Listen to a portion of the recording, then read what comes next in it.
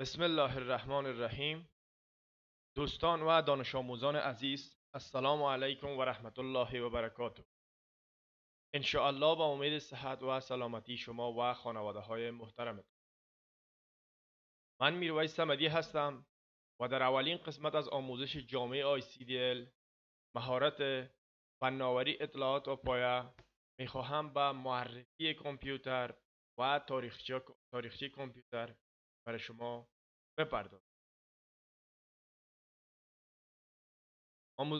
دانش آموزان عزیز، شاید سوالی که در اولین اقدام برای آموزش برای یادگیری کامپیوتر در ذهن یک دانشجو میکند این است: کامپیوتر چیست؟ چگونه ساخته شده و چگونه تا به حال این به این اوج و به این ابهتی که در اصل حاضر دارد رسیده است؟ خب، کامپیوتر بدون شک یکی از فناوری های دست بشر است در عصر حاضر که تمام بخش های زندگی بشر را تحت تاثیر خود قرار داد. از آموزش و پرورش گرفته تا صنعت، تا سینما و تلویزیون، تا انجام پروژه های علمی و تحقیقاتی، تجارت، صنعت، کشاورزی، طبابت، یعنی همه بخش ها را تحت تاثیر و هیچ بخشی بدور از حیثیت تاثیرگیری کامپیوتر نماند. از این رو کامپیوتر اصلا از کلمه کامپیوت گرفته شده. کامپیوت به معنای محاسبه کردن است و کامپیوتر به دستگاه و یا هم برای دستگاه و یا هم انسانی که عملیات محاسباتی را انجام میداد در گذشته ها استفاده می. در گذشته ها، در اوایل قبل از ساخته شدن کامپیوتر، اشخاصی که در ادارات، در سازمان ها کارهای محاسباتی را انجام میدادند، با آنها کلمه کامپیوتر اطلاق می. بالاخره بعد از ساخته شدن کامپیوتر، آرام آرام کلمه کامپیوتر مختص به دستگاه‌هایی شد که عملیات محاسباتی را انجام و برای اشخاصی که در اون زمان عملیات محاسبه را انجام میدادند، ما بعد اختراع کامپیوتر یا ساخته شدن کامپیوتر به اونا میگفتن کامپیوترهای آنالوگ. از این رو کامپیوترهای آنالوگ به مرور زمان کاملا حذف شد، یعنی نام بردن این که یک شخص حسابدار دیگه بگویند کامپیوتر آنالوگ هستین کاملا حذف شد و کلا کلمه کامپیوتر مختص شد برای کامپیوترهای دیجیتالی. امروز ما و شما از اون استفاده می‌کنیم و کامپیوتر اصلا یک ماشینی است، قابلیت برنامه‌ریزی را دارد. ترکیب شده از اجزای الکترونیکی و الکترونیکی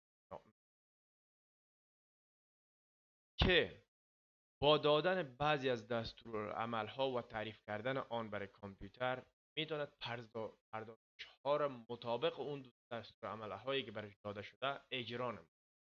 کامپیوتر علاوه از فناوری نرم افزاری تقریبا از 13 قطعه سخت افزاری ساخته که انشاءالله در دروس بعدی تمام اون قطعات برای شما تدریس می شود و برای شما آموزش داده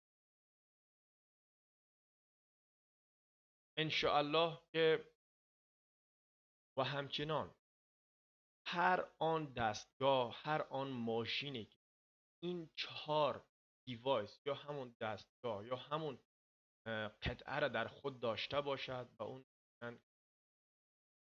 input device، یعنی قطعه ورودی، storage device قطعه ذخیره کننده، process device یعنی قطعه پروسس پردازنده و output device یعنی قطعه خارج کننده یا همون کانال خروج می. و کامپیوتر با این 4 دیوایس 3 کار ارزنده را انجام میده. اولا این که داده را از بیرون میگیرد توسط input دیوایس، توسط پروسسور یا همون CPU که در داخلش هست پردازش می کند و توسط output device به بیرون اطلاعات حاصله را خارج می. از این رو در دروس بعدی انشاءالله برای شما آموزش می داده چی است، اطلاعات چی است، input device، output device اینا را همه برای شما به طور واضح تدریس میشه. و همچنان تاریخچه پیدایش کامپیوتر چگونه بود؟ خب نخستین شخصی که در تاریخ بشریت اقدام بر ساختن اولین ماشین برای محاسبات انجام داد شخصی بود به نام بلز پاسکال. بلز پاسکال از این که پدرش حسابدار یکی از ادارات دولتی بود، برای خدمت کردن و برای همکاری برای سهل کار پدر خود اقدام به ساختن یک دستگاهی کرد که کار پدر خود آسان. او استفاده از چند اهرام و چند چرخ دنده و اینا دستگاهی ساخت که قادر بود عملیات جمع و تفریق انجام. بعد از بلز پاسکال شخص دیگری به نام لایبنیز با افزودن چند تا چرخ دنده و اهرام و اینا علاوتاً به ماشین پاسکال یک اینو ارتقا بخشید و ماشین مبدلش ساخت که علاوه از عملیات جمع و تفریق عملیات ضرب و تقسیم همچنان انجام میداد. یعنی این دوتا ماشین مکانیکی که در ساخته شده بود در عصر خودشان غوغای برخورد بود. اما هرگاه از شما پرسیده شود پدر علم کامپیوتر کی است، بدون شک بگویید که چارلز بابج. چارلز بابج که یا عکسش برای شما آوردم، یک ریاضیدان، یک فیلسوف و تحلیلگری بود که از انگلستان بود. در بین سالهای 1791 تا 1871 میلادی زندگی میکرد. او هرچند خودش با دستان خود کامپیوتر نساخت، اما ایده و فکر خلق شدن کامپیوترهای امروزی بل چارلز بابج داد که به نام پدر علم کامپیوتر مشهور.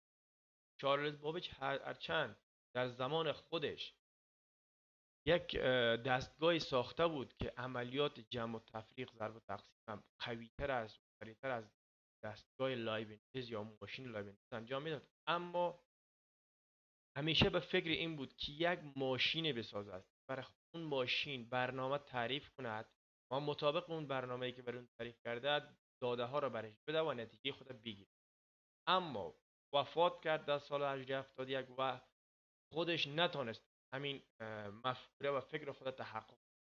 بناخره فکر این به یاد به فراموشی سپردن نشد، بالای سرمایه‌گذاری شد. بالاخره اینو تحقق بخشیدن و کامپیوترهای امروزی ساختن. یعنی اساس فکر ساختن کامپیوتر امروزی چارلز بابج.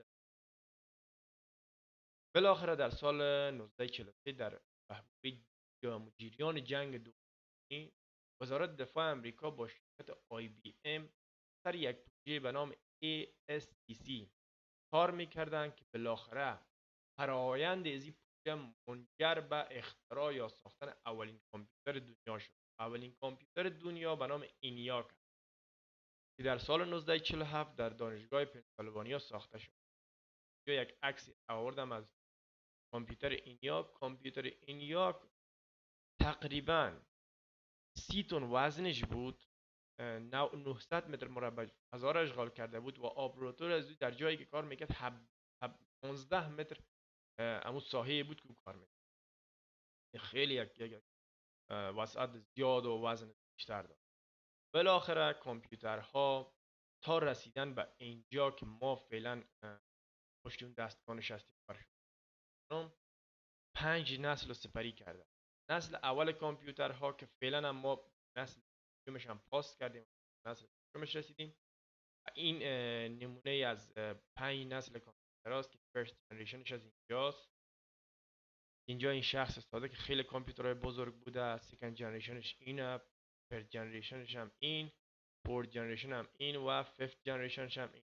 شخصا خودم شاهد کامپیوترهای فورت جنریشن و فیفت جنریشن بودم که همین الان هم از کامپیوترهای 5 جنریشن همون نسل پنجم استفاده میکنم و این آموزش آنلاین برای شما ارائه میدم. و کامپیوترهای امروزی با انواع مختلف دارند، از ابر کامپیوترها که در استفاده در فضای فردی و تحقیقات علمی استفاده میشه، تا لپتاپ هایی که دست خود ما و تبلیت ها مایکرو کامپیوترها، پرسونال کامپیوترها، انواع گوناگون دارن که انشالله در دروس بعدی همه اینها را تک تک برای شما با تمام خصوصیات نرم افزاری و سخت افزاری آموزش داد. خب دانش آموزان عزیز، رسید تا پایان این قسمت از آموزش. امیدوارم این آموزش جام مثبت و موثر برای شما در رسیدن به اهداف خوبتان